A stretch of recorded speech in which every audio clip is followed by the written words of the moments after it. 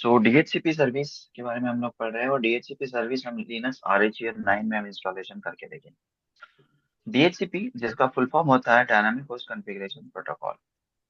इस सर्विस का मेन काम होता है, it is a network service which is used to provide automatic IP addresses to the client machine. जितने भी क्लाइंट मशीन होते हैं हमारे, उन सभी को अगर हम ऑटोमेटिकली आईपी एड्रेसेस प्रोवाइड करना चाहते हैं तो हम डीएचसीपी सर्विस का यूज करते हैं।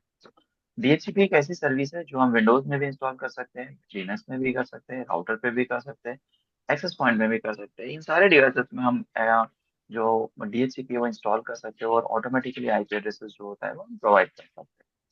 तो सबसे पहली कि डीएचसीपी अगर से हम लिनक्स सिस्टम पे अगर हम इंस्टॉलेशन करना चाहते हैं तो हमारी रिक्वायरमेंट कौन कौन सी होगी। सबसे पहले तो हमारा एक operating system like Linux operating system हमें चाहिए होगा। दूसरा, हम स्टैटिक आईपी एड्रेसेस कॉन्फ़िगर करके रखेंगे और तीसरा, हमारा यम सर्वर शुड बी कॉन्फ़िगर्ड। ठीक है, यम सर्वर प्रॉपर्ली कॉन्फ़िगर्ड होना चाहिए।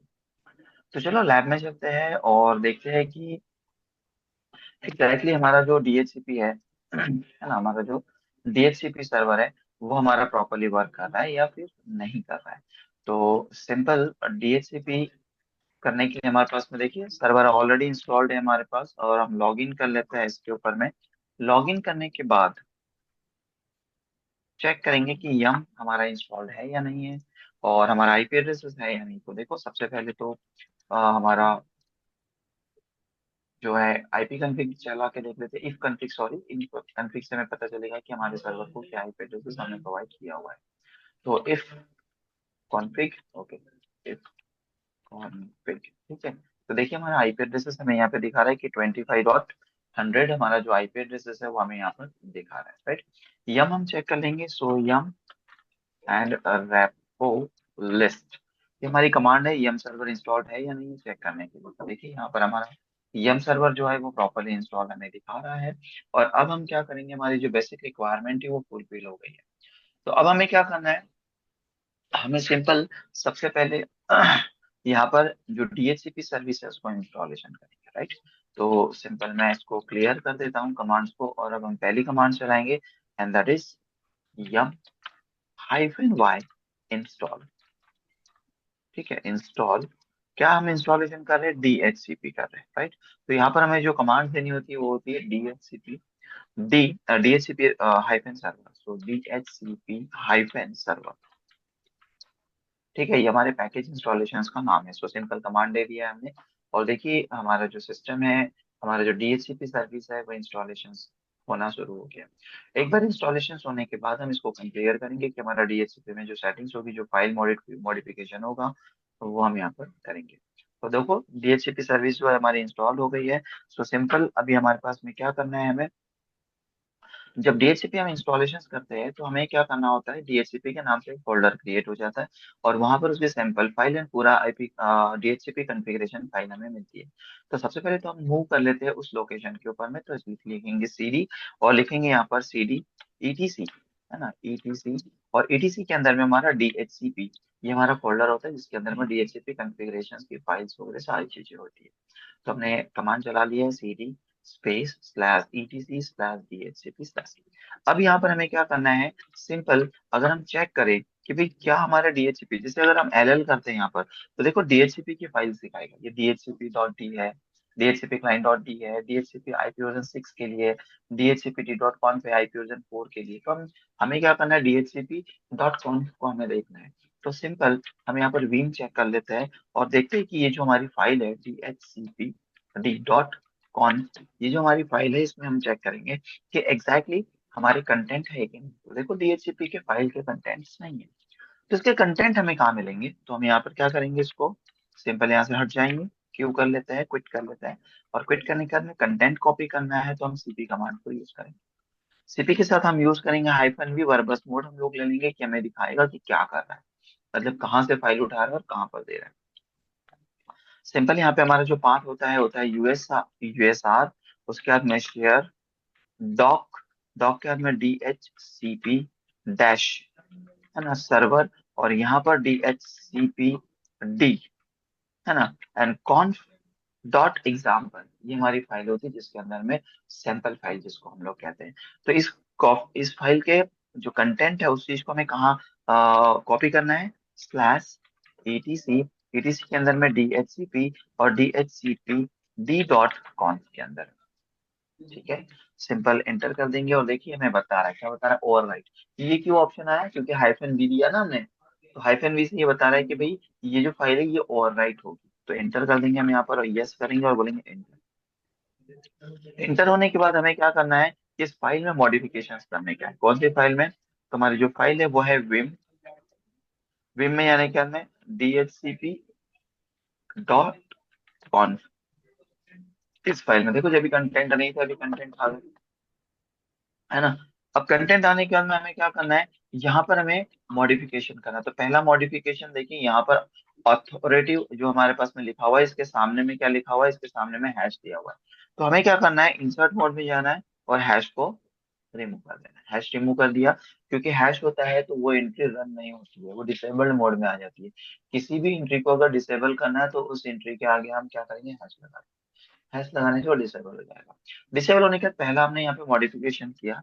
दूसरा मॉडिफिकेशन हमें करना है यहाँ पर, लॉग फैसिलिटी लोकल 7। लोकल 7 के ऊपर में कोई दूसरी सर्विसेज की फैसिलिटीज रन होते रहती है, इसीलिए हम इसको क्या करेंगे, मॉडिफाई करके हम 6 कर देंगे, ठीक है।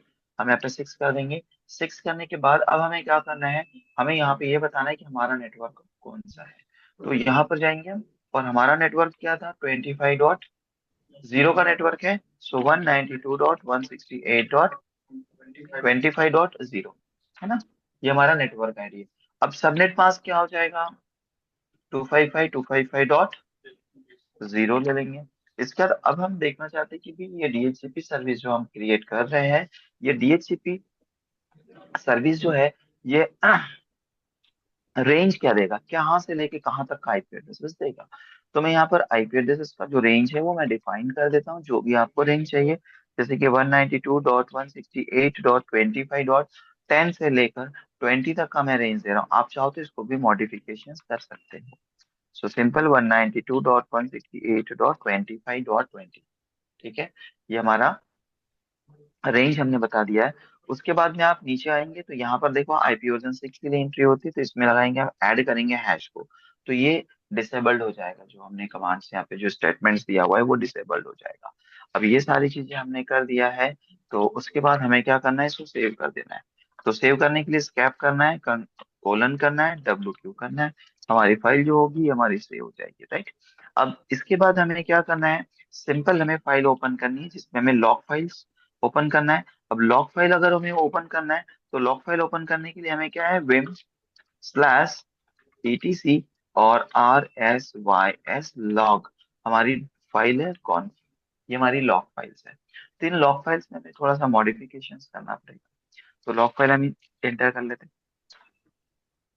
अब यहाँ पर लॉग फाइल्स जो होगी, यहाँ पर अप्रोक्सीमेटली हमें जाएगा, थोड़ा सा इसको छोटा कर लेते हैं क्योंकि हमारा जो फाइल है वो थोड़ा डिफरेंट व्यू दे रहा है। सो देखो यहाँ पर आपको मिलेगा 66 नंबर, और यहाँ पर 7 पे कोई दूसरा लॉक चल रहा है। कौन सा लॉक चल रहा है, बूट डॉट लॉक चल रहा है। तो हमने क्या मॉडिफाई किया था, लॉग, है ना, 6 किया था।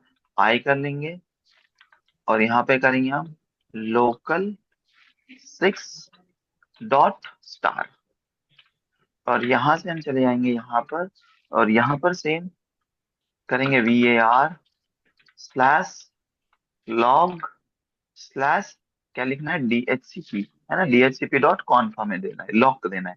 सो DHCP D.log, ठीक है, ये हमने देना है।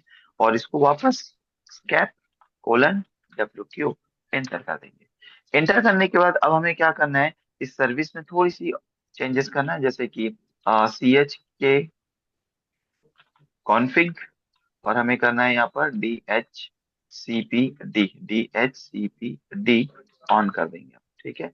नॉट फाउंड दिखा रहा है CH के, कोई बात नहीं, इसको हम यस कर लेते हैं इंस्टॉलेशन करने के लिए। तो थोड़ा सा वेट कर लेते हैं, ये इंस्टॉल हो जाएगा, ठीक है। वाई करके हम इंस्टॉलेशन कर देंगे। ओके, इंस्टॉलेशन हो गया। उसके बाद हमें क्या करना है, सर्विस को रीस्टार्ट करना है। सर्विस को रीस्टार्ट करने के लिए हमारे पास में क्या कमांड्स है, SYS sys सिस्टम CTL और बोलेंगे हम रीस्टार्ट। कौन सी सर्विस को हम रीस्टार्ट कर रहे हैं, दैट इज DHCP D को रिस्टार्ट कर रहे हैं। तो हमारी सर्विस जो है वो रिस्टार्ट हो गई है। अब हमें चेक करना है कि अगर हमारा आईपी एड्रेसेस अगर से मिला हुआ है तो हमारी कौन सी फाइल्स में हमें आईपी एड्रेसेस की एंट्री हमें दिखाएगा। That is cat/var/lib and DHCPD and DHCPD dot lease के अंदर इंटर करेंगे। तो देखो फिलहाल कोई भी आईपी एड्रेसेस नहीं दिखा रहा है। तो देखिए दो चार कंप्यूटर को फिजिकली कंप्यूटर को ऑटोमेटिक पे सेट कर दीजिए। और मेरी फिजिकल मशीन है मैं इसको भी ऑटोमेटिक पे सेट कर देता हूँ। नहीं, मेरा फिजिकल मशीन से नेट चल रहा है राइट। अगर मैं इसको ऑटोमेटिक पे सेट करूंगा तो मेरा रिकॉर्डिंग बंद हो जाएगा। तो सिंपल देखिए ऑटोमेटिक पे सेट करिए आप लोग इधर के भी फिजिकल मशीन को दो तीन मशीन को सेट करिए उसके बाद ही हमें पता चलेगा। देखो आ गया पहला आईपी एड्रेस मिल गया 25.10 है ना। किस कंप्यूटर को मिला जिसका आईपी जिसका नाम है SRV, इसको आईपी एड्रेसेस मिल गया। तो इस तरीके से हमारा DHCP सर्विस जो है देखो दूसरा भी मिल गया। किसको मिला है SRC करके कोई कंप्यूटर है जिसका आईपी एड्रेसेस मिला हुआ है 25.11। इसको कंप्यूटर को आईपी मिला हुआ है 25.10। तो देखो DHCP सर्वर हमारा प्रॉपरली वर्क कर रहा है ना। तो यहाँ पर मैं थोड़े कमांड्स भी निकाल देता हूँ दैट इज हिस्टोरी।